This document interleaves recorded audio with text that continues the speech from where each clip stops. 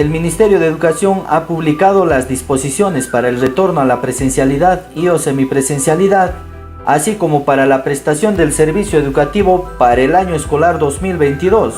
Estas disposiciones han sido aprobadas mediante resolución ministerial número 531 del 2021. Este documento todavía ha sido firmado por el ministro Gallardo. El objetivo de esta norma técnica es brindar los lineamientos y orientaciones para el retorno a la presencialidad y o semipresencialidad, así como para la prestación del servicio educativo para el año escolar 2022 en las instituciones y programas educativos de la educación básica ubicadas en los ámbitos urbano y rural en el marco de la emergencia sanitaria por la COVID-19. En este documento normativo podemos encontrar la nueva escuela o la propuesta de la nueva escuela, que tiene como centro el bienestar del estudiante. Las características de la nueva escuela son las siguientes. La primera característica es la centralidad en el bienestar del estudiante. Implica que todas las acciones educativas realizadas tengan como objetivo contribuir al bienestar del estudiante. Esto requiere actuar siempre en función de información que permita conocer sus características, sus necesidades y condiciones en las que está desarrollando su vida el estudiante y su familia. La segunda característica es el énfasis en el soporte socioemocional. Con esto se busca promover en el estudiante el desarrollo y consolidación de una imagen positiva de sí mismo, de confianza en sus posibilidades y su esfuerzo frente a los diversos escenarios de aprendizaje presencial, semipresencial y a distancia, motivándolo a seguir aprendiendo. Asimismo, esta nueva escuela busca la valoración y atención de la diversidad. Quiere decir, reconocer que todos los estudiantes tienen aprendizajes distintos y formas diversas de aprender. Con ello se quiere propiciar que todos los estudiantes tengan la oportunidad de desarrollar al máximo sus potencialidades, avancen en el desarrollo de sus competencias y que no interrumpan o abandonen sus estudios por sentir que no pueden seguir desarrollándose en la escuela. Otra de las características que tiene esta nueva escuela o la propuesta de la nueva escuela es la evaluación formativa para la mejora. Esto para conocer el nivel real del aprendizaje de los estudiantes para la toma de decisiones informadas que ayuden a reconocer las fortalezas, superar las dificultades y brindar los apoyos necesarios para el avance en el desarrollo de sus competencias. Finalmente, otra de las características de esta propuesta de la nueva escuela son los procesos de enseñanza y aprendizaje híbridos. Quiere decir que se desarrollan experiencias de aprendizaje utilizando momentos presenciales y a distancia, tanto sincrónicos o asincrónicos, así como en diversos espacios del territorio para el desarrollo de competencias de los estudiantes. A eso nos referimos con los procesos de enseñanza y aprendizaje híbridos. Esta norma técnica también establece los principios del retorno a la presencialidad, las cuales son los siguientes. Dichos principios buscan el retorno seguro, flexible y descentralizado. ¿Qué quiere decir? El principio de retorno seguro busca que se establezcan un conjunto de condiciones y medidas de bioseguridad a partir de las disposiciones del Ministerio de Salud para la prevención y control del COVID-19. Esto se debe aplicar en la prestación del servicio presencial y semipresencial, convirtiendo a la escuela en un espacio protector en donde la salud es prioridad. Otro de los principios del retorno es que debe ser flexible, es decir, se adapta a la modalidad del servicio educativo, ya sea presencial, a distancia o híbrido, en función de las características, necesidades y condiciones del estudiante y su contexto. Para esto se debe tener en cuenta las consideraciones pedagógicas, socioemocionales, de gestión escolar y tipos de prestación de servicio. Finalmente, el principio del retorno descentralizado quiere decir que el gobierno nacional, los gobiernos regionales y los gobiernos locales, a través de sus instancias de gestión educativa descentralizada, lideran el retorno de todos los servicios o programas educativos de su jurisdicción, promoviendo la gobernanza colaborativa y desarrollando acciones pertinentes a cada contexto.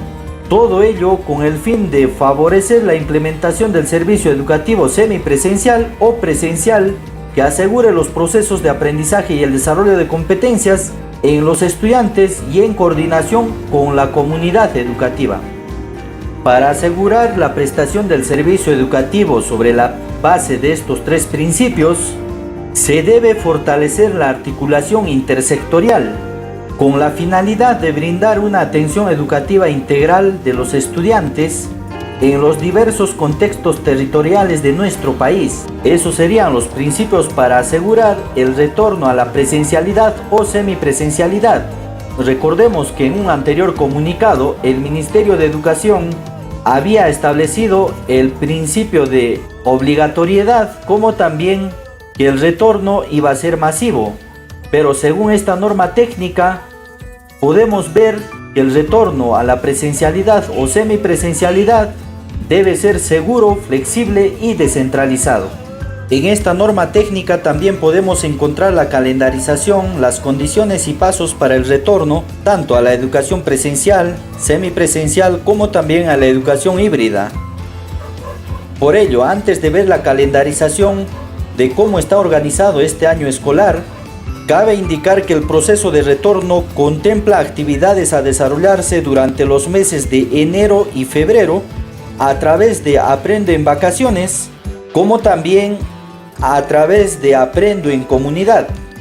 Asimismo, a lo largo del año se implementarán las estrategias de promoción guiada y Somos Promo, que es la promoción de la conclusión oportuna, esto como parte de los procesos de recuperación y consolidación de aprendizaje de los estudiantes, las cuales se van a complementar con estrategias como Aprendo en Casa y Aprendo en Comunidad. Las fechas y actividades a desarrollarse durante los meses de enero y febrero son como sigue. Desde el 3 de enero, el personal directivo, administrativo y personal de limpieza realizará sus actividades de manera presencial según corresponda, para generar las condiciones que permitan el desarrollo de actividades durante el año.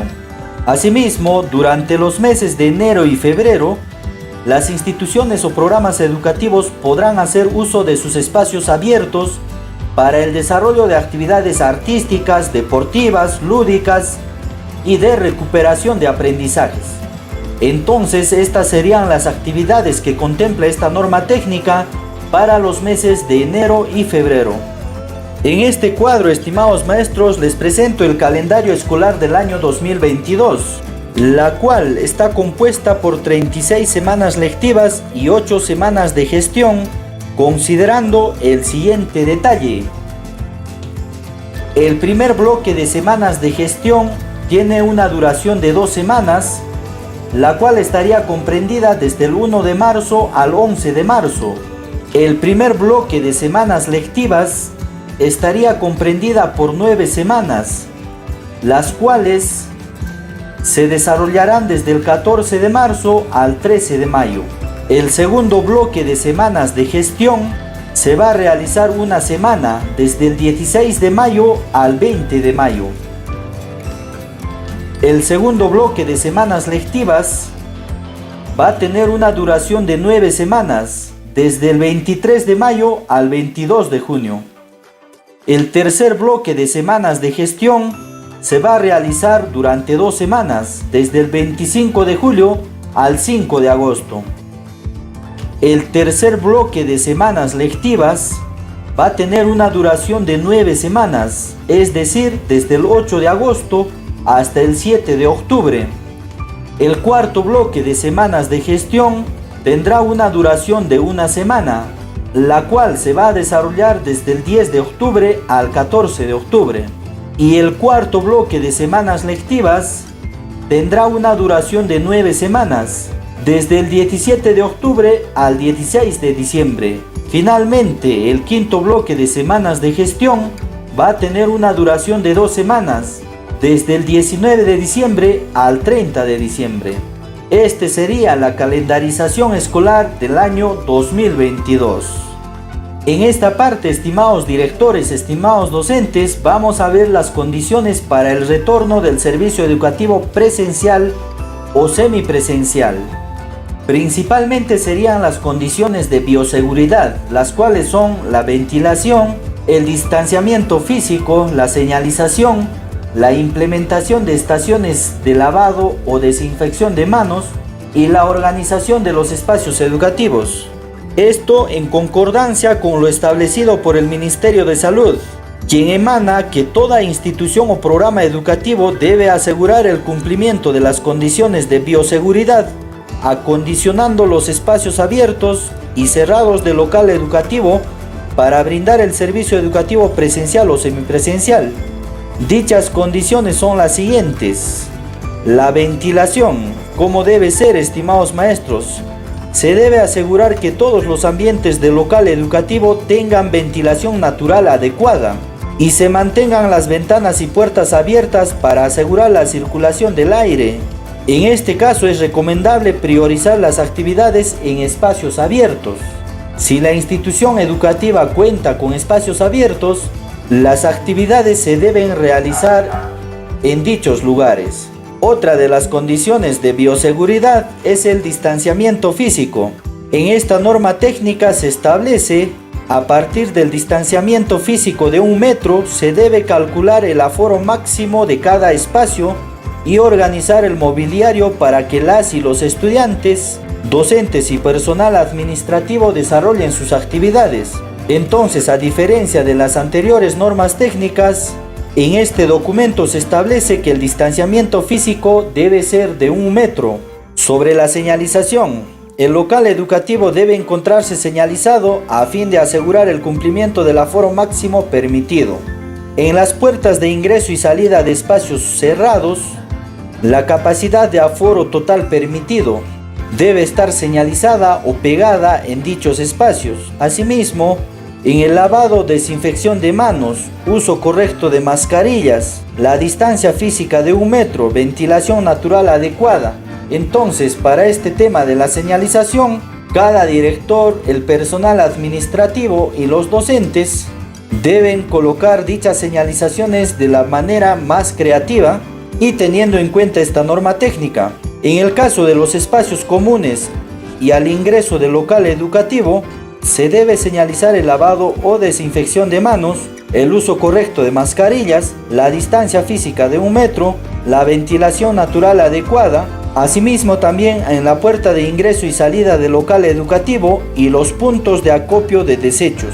Los mensajes o la señalización deben ser sencillos y contemplar la diversidad funcional, cultural y lingüística de cada región. Además, la señalización debe considerar la accesibilidad y el diseño universal aplicados en la señalítica accesible, que incluya el tamaño de la letra y su tipografía, los pictogramas y las flechas, el contraste de colores, el braille, el alto relieve en letras y pictogramas, la señalización podotáctil, etc. Otra de las condiciones de la bioseguridad es la implementación de estaciones de lavado o desinfección de manos. Para ello se debe asegurar que todos los locales educativos cuenten con estaciones de lavado o desinfección de manos que deberán ubicarse cerca a la puerta de ingreso. Algunas recomendaciones en este caso para la estación de lavado de manos es que el agua debe ser dispensada mediante chorro, ya sea a través de un caño u otro dispositivo adaptado. Puede ser balde con caño, botella adaptada para salida de agua a chorro u otros similares. Además, acá se debe contar con agua y jabón, así como papel toalla y contenedor de desechos o tachos. Algunas recomendaciones para la estación de desinfección de manos es que estas deben contar con un dispensador de alcohol en gel o líquido de 70 grados de concentración. La ubicación del dispensador debe estar protegida del sol y no debe estar cerca a fuentes de calor, pues el contenido es inflamable. Otra de las condiciones de bioseguridad es la organización de los espacios educativos. Acá tenemos diferentes casos. Cuando el mobiliario es bipersonal, la distancia de estudiante a estudiante es de 1 metro. Estos gráficos nos pueden dar una idea mejor para poder organizar nuestro aula, siempre teniendo en cuenta el distanciamiento de estudiante a estudiante, o de mobiliario a mobiliario. En este caso estamos viendo un ejemplo en gráficos cuando el mobiliario es bipersonal. En el siguiente ejemplo vemos que el mobiliario es grupal. En este caso también se debe cuidar el distanciamiento de 1 metro de estudiante a estudiante, teniendo en cuenta también la longitud de la mesa.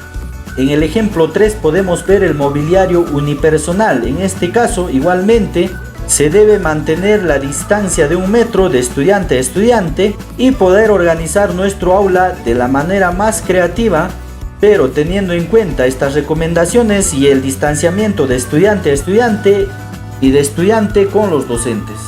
Cabe decir que la información sobre la implementación de estas condiciones de las instituciones educativas será registrado por los directores de las instituciones educativas en la plataforma de Simon. Esto desde el 15 de enero hasta antes del inicio de las actividades escolares. En esta parte, estimados maestros, vamos a ver los pasos para el retorno a la presencialidad o semipresencialidad. ¿Cuáles serían estos pasos? Tenemos 3 pasos. El primer paso es el acondicionamiento de las condiciones de bioseguridad de la institución o programa educativo. En este caso, el director de la institución educativa acondiciona el local en función a las condiciones de bioseguridad que hemos visto anteriormente. Para ello, el director gestionará el acondicionamiento cuando corresponda con el apoyo del Comité de Gestión de Condiciones Operativas o del que haga sus veces representantes de la comunidad educativa y con la asistencia técnica de la UGEL. Asimismo, también las UGELes supervisan el cumplimiento de las condiciones de bioseguridad. El director de la institución o programa educativo registra la información sobre el cumplimiento de dichas condiciones de bioseguridad en la plataforma Simon, como ya hemos mencionado anteriormente. En este caso, para los escenarios sin conectividad o conectividad limitada, los especialistas de la UGEL se comunican con los directores de las instituciones o programas educativos para que brinden la información sobre el cumplimiento de las condiciones, el cual se registrará por el especialista en la plataforma de Simon. Paso 2. Elaboración del plan anual de trabajo. En este caso, también el director de la institución educativa elabora el plan anual de trabajo involucrando a las familias y la comunidad.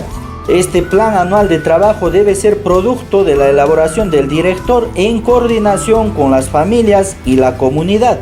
Asimismo, cada institución y programa educativo elabora su plan anual de trabajo de manera regular, en la cual además debe incluir el funcionamiento del servicio presencial, semipresencial o a distancia, incluyendo la organización de las aulas, los docentes, los horarios, grupos, recreos, etcétera, etcétera. En el caso de que el estudiante no pueda asistir al servicio educativo presencial o semipresencial, debido a una comorbilidad o algún riesgo de salud debidamente justificada, la institución determina las características del servicio a distancia en el plan anual de trabajo y puede ser actualizado en el transcurso del año. Paso 3. Inicio del servicio educativo presencial y semipresencial. En esta parte, la norma técnica indica que se retorna de manera obligatoria al servicio educativo acorde a las fechas establecidas en el punto 1.1 del presente documento a fin de garantizar el derecho a la educación de las y los estudiantes. Ahora veremos las orientaciones pedagógicas para el desarrollo de las competencias de los estudiantes. Acciones pedagógicas para el desarrollo del año escolar en el marco de la emergencia educativa. En esta parte vamos a ver las acciones pedagógicas en vacaciones, como también las acciones pedagógicas de marzo a diciembre. Las acciones pedagógicas en vacaciones. Dentro de ella tenemos las acciones de recuperación para la consolidación de aprendizajes en vacaciones, donde los estudiantes que no han logrado los niveles esperados para su grado antes del cierre del año escolar recibirán orientaciones por parte del docente. Estas orientaciones tienen la intención de que la educación no pare y que aquellos que no han avanzado puedan seguir desarrollando sus aprendizajes durante el periodo de vacaciones, es decir, en enero y febrero. Otra de las acciones pedagógicas en las vacaciones es el Aprendo en Casa Vacaciones. ¿Qué quiere decir? Esta es una propuesta que invita a los estudiantes y familias a realizar actividades en vacaciones con énfasis en lo lúdico, artístico y en el desarrollo socioafectivo. donde los estudiantes y las familias podrán acceder a esta propuesta a través de la televisión, la radio y la web. Otra de las acciones pedagógicas en vacaciones es el Aprendo en Comunidad, donde se reforzará el desarrollo de actividades en espacios abiertos, tales como parques, plazas, locales comunales, anfiteatros, etc., con la finalidad de que los estudiantes puedan desarrollar diversas interacciones que favorezcan el desarrollo socioafectivo, tales como el deporte, el arte, entre otros. Cabe resaltar que estas actividades de Aprendo en Comunidad se deben o se podrán propiciar desde todas las organizaciones de la comunidad, como es la municipalidad, las ollas comunes, tambos, midis, organizaciones comunales, entre otros. Todos los que desean apoyar para que los estudiantes puedan tener espacios de recreación, bienvenido. Finalmente, la promoción de la conclusión oportuna Somos Promo. Esta estrategia de Somos Promo busca asegurar la culminación oportuna de aquellos estudiantes de quinto de secundaria que se encuentran en riesgo de no concluir la educación básica regular. Tenemos también las acciones pedagógicas de marzo a diciembre. Estas acciones se van a desarrollar para los siguientes estudiantes, es decir, para los estudiantes que lograron los niveles esperados para su grado o edad y deseen seguir avanzando. Para los estudiantes que lograron los niveles esperados en el desarrollo de sus competencias, para los estudiantes que después de la recuperación en vacaciones aún requieren seguir consolidando sus aprendizajes. Asimismo, para los estudiantes que no lograron acceder al servicio durante el año anterior o accedieron de manera intermitente. Para lograr lo anterior, se espera que el docente al iniciar el año escolar planifique y ejecute las siguientes acciones: la bienvenida y soporte socioemocional, la evaluación diagnóstica como punto de partida y las acciones para la continuidad y consolidación durante el año. Para la bienvenida y soporte emocional, la institución a través del docente debe organizar acciones de bienvenida, integración y ambientación de las aulas al inicio del año escolar. La evaluación diagnóstica como punto de partida es el proceso de recojo de información. Esto nos va a permitir a los docentes tener una idea completa sobre cómo están los estudiantes con respecto a sus competencias, pues esta acción no es algo que se va a consignar en un solo día, o en 2 o en una semana. Es más bien un proceso permanente que supone observar la manera en que se van desempeñando frente a los retos. Y las acciones para la continuidad y consolidación durante el año, es decir, de marzo a diciembre, los docentes deberán trabajar con sus estudiantes desde el nivel de aprendizaje en el que se encuentran, con la intención de que todos avancen hacia los niveles esperados en el desarrollo de sus competencias. Para esto, los docentes planifican experiencias de aprendizaje que propicien el desarrollo de procesos de aprendizaje híbridos, es decir, para tiempos y espacios a distancia y presencial. Planificación de experiencias de aprendizaje para el desarrollo de procesos de aprendizaje híbridos. Estas experiencias de aprendizaje deben combinar formas diversas de aprendizaje según las condiciones y características del contexto, lo que implica desarrollar experiencias de aprendizaje desde procesos de enseñanza y aprendizaje híbridos. Las características de los elementos de las experiencias de aprendizaje en este documento normativo se establecen en relación al planteamiento de la situación, en relación al propósito de aprendizaje, en relación a la evaluación durante la experiencia de aprendizaje y en relación a la secuencia de actividades o acciones para desarrollar la experiencia de aprendizaje. Sobre las experiencias de aprendizaje y sus características, asimismo sobre las experiencias de aprendizaje híbridas, estaremos profundizando en un posterior video. En este video les estamos alcanzando solamente las generalidades de esta norma técnica y las particularidades del retorno a la presencialidad y a la semipresencialidad.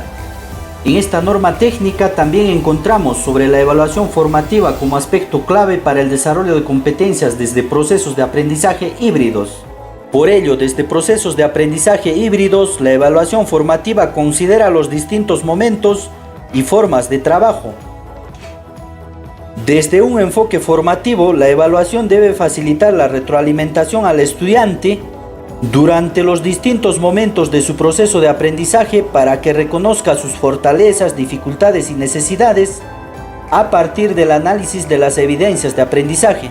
Asimismo, la evaluación se realiza en función de criterios.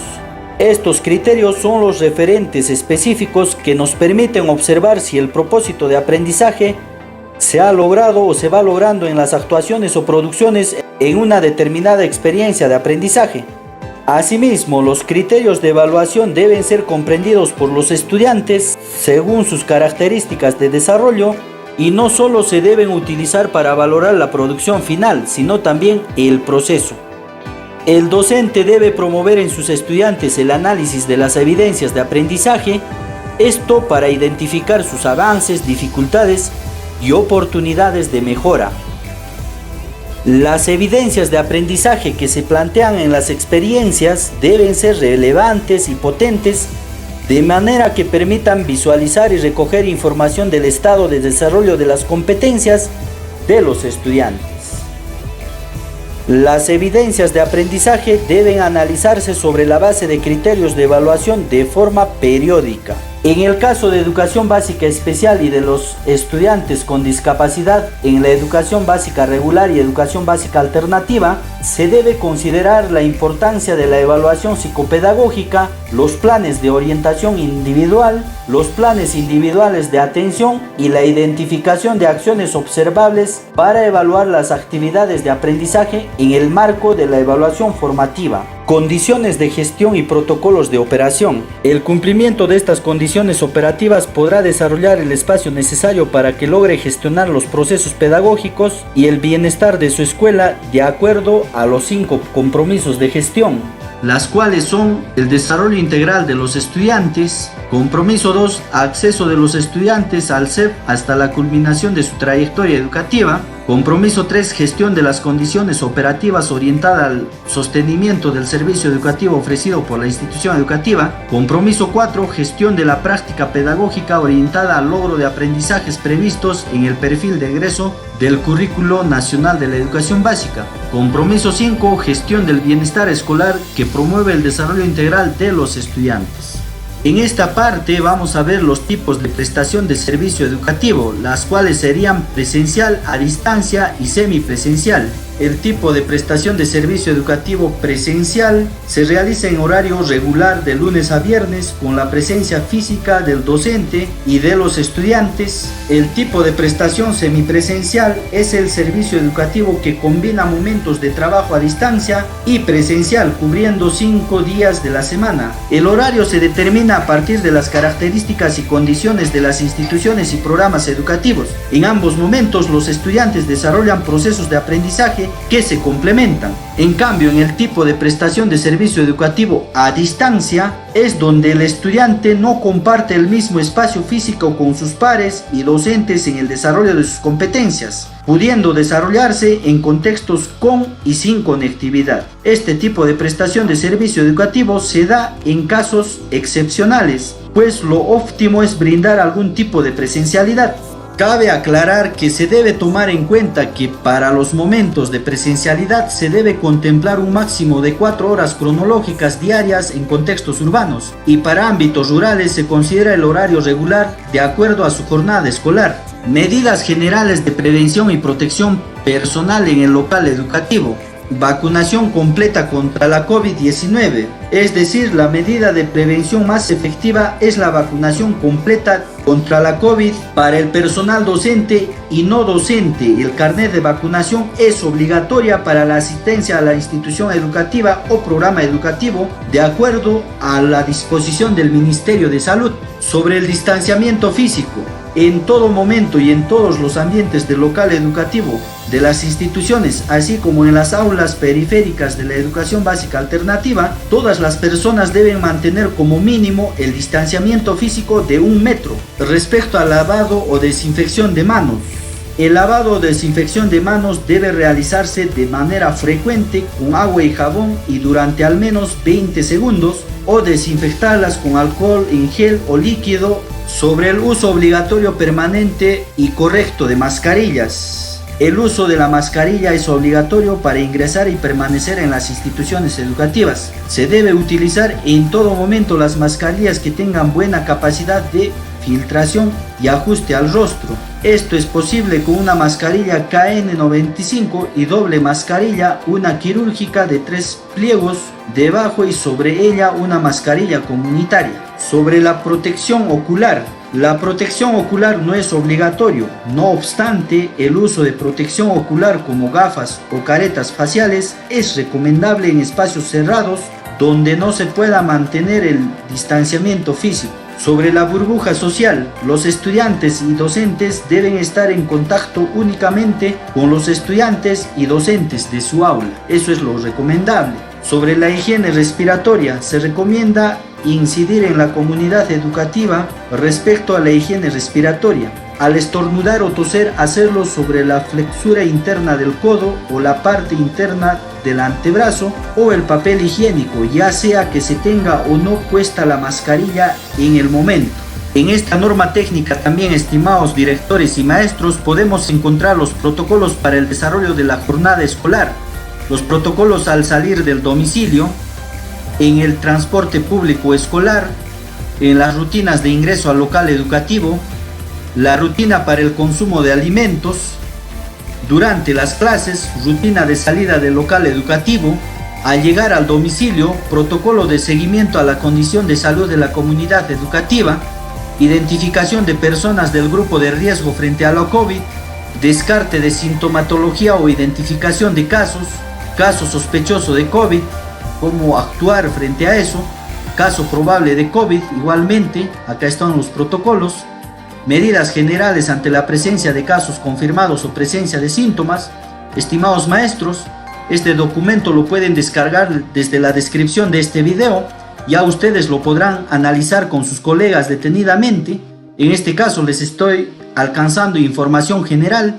También podemos encontrar el protocolo ante casos sospechosos o confirmados de contagio, acerca de las primeras acciones ante un caso sospechoso o confirmado de la COVID en el local educativo. Acá está el protocolo que hay que seguir. La suspensión temporal del tipo de servicio educativo semipresencial o presencial, ¿en qué casos? Asimismo, reinicio del servicio educativo después de esa suspensión, ¿cómo se hace? ¿En qué casos? La comunicación con la comunidad educativa. Las disposiciones para el plan anual de trabajo también van a poder encontrar acá, cómo hacer el plan anual de trabajo, qué debe contener, etc. Asimismo, sobre el registro en el SIMON, esto lo debe hacer el director o el especialista en caso de que los directores no tengan conectividad o tengan conectividad limitada. También en esta norma técnica podrán encontrar el fortalecimiento de capacidades para directores y docentes. Sobre el fortalecimiento de capacidades de directores, está acá cómo va a ser en este año 2022. Asimismo, sobre el fortalecimiento de capacidades de los docentes, hay una lista de programas formativos focalizados, formación para todos, las orientaciones y guías pedagógicas que seguramente para este año se estarán actualizando, sobre el buzón virtual de consultas docentes, centro de recursos y herramientas, instrumentos para la gestión territorial, el bienestar de la comunidad educativa, muy importante, estimados directores y maestros, el soporte socioemocional para las familias, también está indicando acá cómo se debe realizar, el soporte socioemocional para docentes y promotores, plataforma digital Te Escucho Docente, atención en soporte y contención emocional, fortalecimiento de acciones de bienestar en regiones, orientaciones para la gestión de la convivencia escolar, la promoción de la convivencia escolar, promoción y fortalecimiento de espacios de participación, sobre la elaboración de normas de convivencia en la institución educativa y el aula,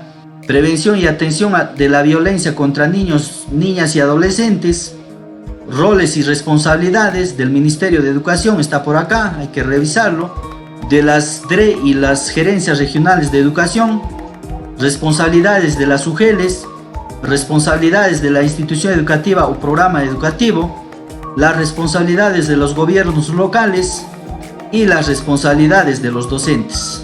Las disposiciones complementarias de esta norma contemplan que el Ministerio de Educación podrá emitir orientaciones y brindar asistencia técnica necesaria a las direcciones regionales y gerencias regionales de educación, sobre la implementación de esta norma técnica.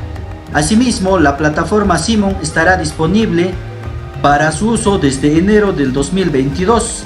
Las instituciones educativas del país pueden participar en el cuarto concurso nacional de proyectos de innovación educativa. Al respecto de los proyectos de innovación educativa, muy pronto vamos a subir videotutoriales de cómo diseñar, elaborar y gestionar proyectos de innovación educativa a este canal. Esto es un anuncio oficial. Muy pronto, estimados maestros, vamos a subir videos tutoriales para enseñarles cómo diseñar, cómo elaborar, gestionar, evaluar y sistematizar un proyecto de innovación pedagógica. Entonces, estar atentos a nuestro canal de YouTube, activar la campanita para que YouTube les pueda avisar cuando subamos dichos videos. Entonces, en este año también las instituciones educativas del país pueden participar en el concurso nacional de proyectos de innovación educativa organizado por el FONDE. Entonces hay algunas especificaciones acá. Asimismo, el Ministerio de Educación emite las orientaciones y disposiciones complementarias que resulten necesarias para el cumplimiento del presente documento normativo. Como sabemos, estimados maestros, hace poco se ha hecho el cambio del ministro de Educación y no sabemos qué otros documentos complementarios, qué otras disposiciones puedan emitir para complementar esta norma técnica.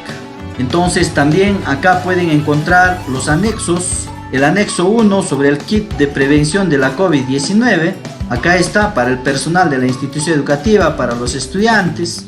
Asimismo, el anexo 2 es el formato de declaración jurada de salud, condiciones y comorbilidades. Declaración jurada de salud que pueden presentar.